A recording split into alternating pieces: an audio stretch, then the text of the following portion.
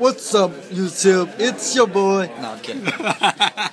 I'm here with Justin from Team Misplay. He's going to give you a YCS Dallas recap from the player perspective. Yo, what's up? So YCS Dallas was this past weekend, and it's the second YCS that I've played in. It's only like the 5th major tournament that I've played in. So I played in like 3 regionals and 2 YCSs. The first YCS being YCS Dallas last year. But anyway, I ran Dino Rabbits. I was not running Guava build. I ran Thunder Kings. Pretty much the only difference between that and what people typically saw.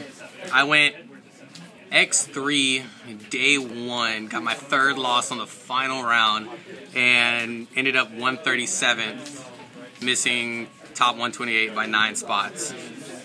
It was a pretty interesting day. Registration ran really smoothly. I judged Long Beach, and pretty much having a 4th of the size of people at Long Beach was definitely a big difference. Registration ran a whole lot smoothly.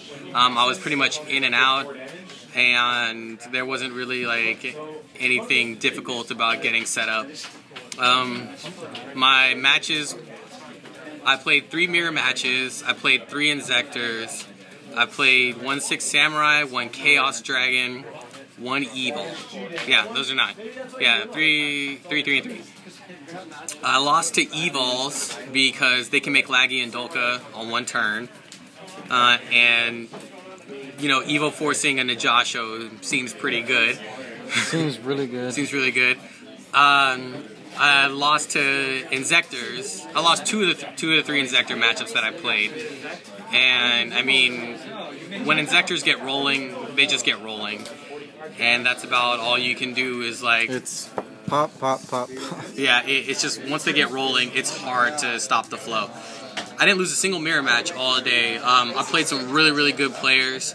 I ended up playing Pat Hoban in round 5, and I misplayed terribly against him game 2. And game 3, we got to the point where we were just top decking, and pretty much whoever top decked a monster won, and I top decked a tour guide before he could top deck anything to beat me down. It really sucks losing round 9 and bubbling out, but I mean, it was a good experience considering it was only my 2nd YCS. What would you have changed? I think I probably, in my side deck, I would have sided 2 Kaikus instead of just 1 Kaiku. Kaiku is a really good way to just deal with Inzector's graveyards. They also can't remove to special summon their BLS or use Dark Arm Dragon's effect to destroy cards. On my side of the field, pretty much they have to rely on beating over Kaiku. And I mean, if I can protect vanillas from being destroyed, I can protect a Kaiku from being destroyed. This was my first major tournament playing Dino Rabbits. I hadn't played Dino Rabbits at all. I kind of just picked up the deck and decided to play it. And it is definitely not as pick up and play as you like to think. The deck is linear, don't get me wrong. It's summon rabbits, summon vanillas, go into an Evilzar, next turn go Tour Guide Sangan into Leviair, and then wash, rinse, and repeat. But being able to protect your plays and knowing when to use your negations was really important, and it was something that I picked up on as the tournament progressed. I got deck checked round 2, and that was very interesting. It kind of put me on tilt. Not so much that something happened, I was fine, there's no penalties or infractions given. It's just that in my playstyle, when the head judge says time in the rounds has started, I have a mental timer that goes along with it, and so even though I had a 10-minute time extension, by about 30 minutes into my round, I was already feeling the pressure of the clock, even though I still had another extra 10 minutes to go. Let's see, Day 2 was pretty fun. I just kind of hung out, talked to a bunch of friends. Not really big into name dropping. But yeah, just hung out with some friends. Did some trading, which was really good. It was nice being back in Dallas. I'm from Dallas originally, so it was cool being home. I got to see some friends from back home. Oh. One thing to look out for at major tournaments like a YCS is that there will always be a deck that kind of clouds the bubble. And what I mean is that even though these decks may not be at the very top, they're the decks that you're going to have to get through to get to the top.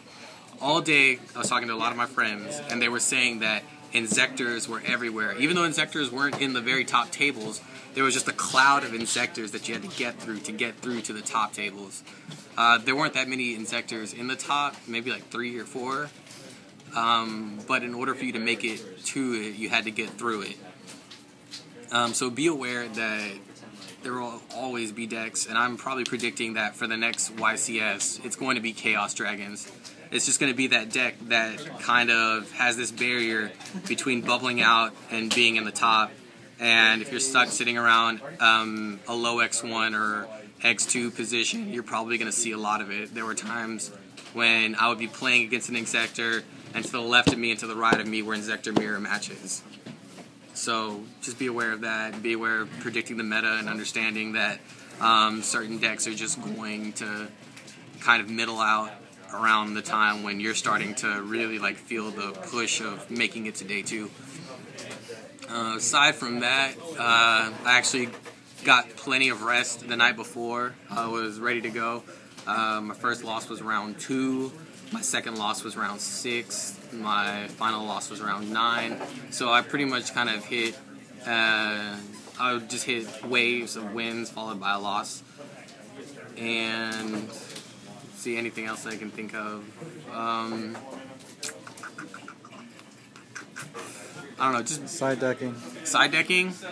My side deck was actually very solid. There was nothing that I wouldn't have used except for I would have not sided a Fossil Dyna